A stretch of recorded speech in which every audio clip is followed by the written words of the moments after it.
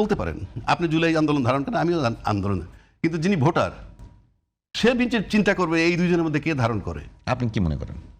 সেটা আপনি বলেন না, মানে আপনি কি মনে করেন? আমি যদি মনে করি, আপনি আমাকে বলেন, আপনি রাষ্ট্রপতিকে যখন অপসারণ করলেন না তখন আপনি কি বললেন? আপনি বলতে আমি রূপক অর্থে বলছি, আপনি বিএনপি না, আমি ওইটাই মিন করছি, আচ্ছা, বুঝতে যাতে দর্শক যাতে মিসআন্ডারস্ট্যান্ড না করে। আচ্ছা, আমি যখন রাষ্ট্রপতিকে তাড়াতে চাইলাম, আপনি তখন বললেন যে নাকি সরাইলে সাংবিধানিক সংকট হবে। কেন হতো না এটা? কেন হবে? তাহলে তো প্রধানমন্ত্রীকে তাড়াইলে সাংবিধানিক সংকট হওয়ার কথা। সেও তো সাংবিধানিক নির্বাচিত পদ, এবং সে চলে গেলে সংবিধান চলবে কেমনে, সেই দিক নির্দেশনা যেটা নাই সেটা আপনি কাভার হয়ে গেল, আর এইটা কাভার হবে না, কারণটা কি? আমি সেই বিতর্কে যাচ্ছি না, কিন্তু আপনি সরান নাই, আমি সরাইতে চাইছি, আপনি সরান নাই, আপনি তার পক্ষে ছিলেন। এরপর আসেন, একটা পর্যায়ে দাবি তুললাম আমরা, মানে আমি ছাত্রদের পক্ষে বলছি, মনে করেন যে আওয়ামী লীগের রাজনীতি নিষিদ্ধ করতে হবে। আপনি কি বললেন? না, আমরা কোনো এই রাজনৈতিক দলের নিষিদ্ধ করাটা আমরা সাপোর্ট করি না। তাহলে কি দাঁড়াইলো রেজাল্টটা? আমি নিষিদ্ধ করতে চাইলাম, আপনি বাধা দিলেন, ফলাফল কি হলো? দলের নিষিদ্ধ হইল না। তারপরে কি হইল? এখন ছাত্ররা নিয়োগকর্তা ইউনূস সাহেবের, ছাত্ররা তার উপর প্রেশার দেয়, এদিকে বিএনপির প্রেশার, পার্টি নিষিদ্ধ করা যাবে না। উনি একটা মধ্যপন্থী জায়গায় গেলেন, কোথায়? যে বিচার না হওয়া পর্যন্ত কার্যক্রম স্থগিত থাকবে। এটা কিন্তু একটা মধ্যপন্থা অবলম্বন করছেন ইউনূস সাহেব। কেন? ছাত্রদের চাপ এবং আপনার চাপ, মানে আমার চাপ আর আপনার চাপ। ফলে কি হয়েছে? এখন সময়ের ব্যবধানে কিন্তু আজকে এই প্রশ্নটা আসছে যে আপনারা যখন বিএনপি যখন আওয়ামী লীগকে নিষিদ্ধ করতে দিলেন না, তাহলে 35% ভোট অথবা 25% ভোট নিয়ে তারা মাঠে আছে, তাহলে আজকে আওয়ামী লীগের নানান জনের কথা নানান কর্নার থেকে আসতেছে, তাহলে ইনক্লুসিভ নির্বাচনের দিকে আপনারা গেলেন না কেন? ইভেন বিএনপির লোক এমনও কোনো জনসভায় বলছে, আমি নামটা বলছি না, জনসভায় বলছে যে বিএনপি যদি নির্বাচনের ক্ষমতায় যায় তাহলে একটা মধ্যবর্তী নির্বাচন ইনক্লুসিভ হবে বলে আমরা মনে করি। হ্যাঁ, একটা কথা এসছে।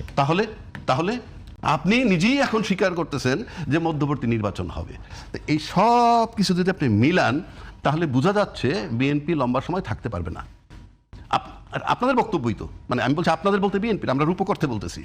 তো এইসব বিবেচনা, এরপরে আসেন আরেকটা বিষয়, আপনি দেখেন জামাতের আমিরের একটা অ্যাকাউন্ট হ্যাকিং নিয়ে কথা উঠলো। আমি টেকনিক্যাল বিষয় বুঝি না ভাই, এই জন্য আমি খুব টেকনিক্যাল বিষয় খুব জোরালো বলবো না, কিন্তু ওনারা ফাইনালি বের করছেন যে বঙ্গভবনের একজন কর্মকর্তা পাওয়া গেছে এবং তার ইমেইল আইডি এখানে ব্যবহার হয়েছে। আমি আগেই বলছি আমি টেকনিক্যাল ম্যাটার বুঝি না, but it is a fact যে তাকে পুলিশ জিজ্ঞাসাবাদ করতেছে, গ্রেপ্তার করছে কিনা আমি জানি না, ডিবি তাকে নিয়ে গেছে সেই বঙ্গভবনের। এটা একটা বিরাট ডিমেরিটস, মানে সামনে নির্বাচন, সেই নির্বাচনে আইডি হ্যাকিংয়ে বঙ্গভবনের একজন কর্মকর্তা ইনভলভ হয়, যারা যেই বঙ্গভবনের রাষ্ট্রপতিকে আওয়ামী শক্তির পক্ষের শক্তি এবং জামাতকে আওয়ামী বিরোধী শক্তি, জামাতকে ডিসলাইক করে রাজাকার হিসাবে আওয়ামী লীগ বা বিএনপি যাদের কথাই বলেন। সুতরাং এটা কিন্তু একটা টাচি ইস্যু আজকে পর্যন্ত, জিনিসটা কিন্তু হালকা না। এবং এটা জামাত পারছে কেমনে? মানুষ মনে করে যে জামাত প্রশাসনের ভিতরে স্ট্রং, না, তা না, জামাতের টিম আছে। আমার ব্যক্তিগত ধারণায় জামাতের কাছে অন্তত 150-200 ব্যারিস্টার পাবেন, জামাতের কাছে আপনি 200 ইঞ্জিনিয়ার পাবেন বুয়েটের, জামাতের কাছে জাদ্রেল 200 ডাক্তার পাবেন, পেশাজীবী পাবেন, ইভেন আপনি মিডিয়ার লোকও পাবেন। যেমন ধরেন নয়া দিগন্তার সংগ্রাম অনেক চড়াই উতরাই পার হয়ে কিন্তু জামাতের কথাই বলছে, কিন্তু 16 বছর আপনার দিনকাল যেটা, সেটা কিন্তু যাচ্ছে তাই অবস্থায় ছিল। আজকে এখনো কিন্তু বহাল তবিয়তে সংগ্রাম এবং নয়া দিগন্ত আছে। আর একটা প্রতিষ্ঠান সবচেয়ে বেকায়দায় পড়ছে আপনার বিএনপিকে লিফট দিতে গিয়ে, সেটা হলো প্রথম আলো। অল থ্রু সে বিএনপির বিরোধী, অল থ্রু, যেটা শফিক রহমান সাহেব ক্লিয়ার করছে, আমরাও দেখছি। সেই লোকটা যে এখন বিএনপির পক্ষে এসে কথা বলতেছে, সবচেয়ে বেকায়দায় আছে উনি। না, বেকায়দা কেন বলছেন? এটা তো একটা সময় আসে কাউকে না কাউকে সমর্থন করতে হয়। না, এটার মানে কি? না, এটার মানে হচ্ছে আপনার আইডিওলজি নাই। আপনি যখন আপনার আইডিওলজিটা চেঞ্জ করে ফেলবেন, ইউটার্ন নিবেন। প্রথম আলোর ইউটার্ন নিতে হয়েছে আজকে বিএনপির এই কভারেজ দিতে গিয়ে। এই যে ইউটার্ন নেওয়াটা, তার দীর্ঘদিন যে 16 বছর সার্ভিস দিয়েছে বিএনপির বিরুদ্ধে এবং পতিত সরকারের পক্ষে, সেখান থেকে যখন আপনি ইউটার্ন নিয়ে আইসে না, তখন যদি আমি দেখতাম, যদি প্রথম আলো দেখে যে তখন বিএনপি যে আদর্শ গ্রহণ করতো, সেই আদর্শের জায়গাতে বিএনপি যে বিশ্বাস করতো, বিএনপি যে আচরণ করতো, সেই সমস্ত কারেকশন হয়েছে, তখন কি প্রথম আলো সমর্থন করবে না? সেই আদর্শের জায়গায় আসতেছি।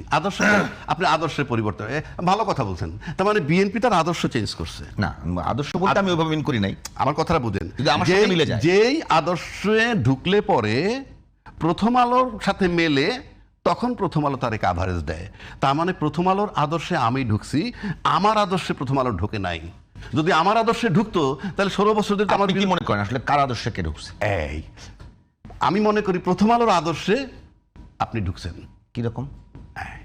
তা না হলে আপনি এমন হতে পারে না যে বিএনপির আদর্শ প্রথম আলো ধারণ করছে এখন?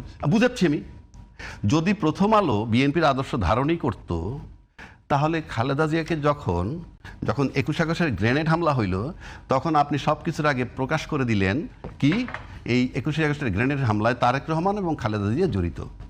কিচ্ছু হয় না, খালি বোমা হামলাটা হয়েছে, আপনি বলে দিলেন। তারপরে অন্যান্য যে চাঁদাবাজ টাজ প্রসঙ্গ, ভাই আমি বলতে চাইনি, সব ধারাবাহিকভাবে প্রথম আলোতে আসে। এরপরে যখন মইনুল হোসেন সাহেবের মইনুল হোসেন রোড দিয়ে খালেদাকে বের করে দিল, নো কমেন্ট। আপনি যখন তারা কারাগারে নিয়ে গেলেন, নো কমেন্ট। তার মানে কি? তখন সে প্রথম আলোর আদর্শে ছিল না। বেগম খালেদা ছিল জিয়ার আদর্শে। এখন জিয়ার আদর্শ খালেদা এবং তারেক রহমান তিনজন যদি আনি, জিয়ার আদর্শ ধারণ করতেন খালেদা জিয়া। এরপর থেকে এটা ফুল স্টপ। তারপরে যেটা হইল, আপনি দেখেন, আমি মিলাই দিচ্ছি আপনাকে। বাংলাদেশের দুর্ভাগ্য কি জানেন? আমাদের দুর্ভাগ্য দেখেন, বঙ্গবন্ধু যখন স্বাধীনতার পরে উনি ফেরত আসলেন পাকিস্তান থেকে, কোনো ইতিহাসে আমি যাচ্ছি না, বিতর্কিত কোনো কথায় যাচ্ছি না, কিন্তু ওই মুহূর্তে তিনি ছিলেন অবিসংবাদিত একজন নেতা। আসার পর তাকে দেশবাসী সাংঘাতিকভাবে বরণ করে নিল। বাট আমরা অল্প সময়ের মধ্যে দেখলাম উনি আত্মীয়করণের ভিতরে চলে গেলেন, নিজের আত্মীয় স্বজনের বাইরে কিছু বোঝেন না, এবং একটা পর্যায়ে দেশবাসী অতিষ্ঠ হইল, যার রিফ্লেকশন ওনার মৃত্যু হইল।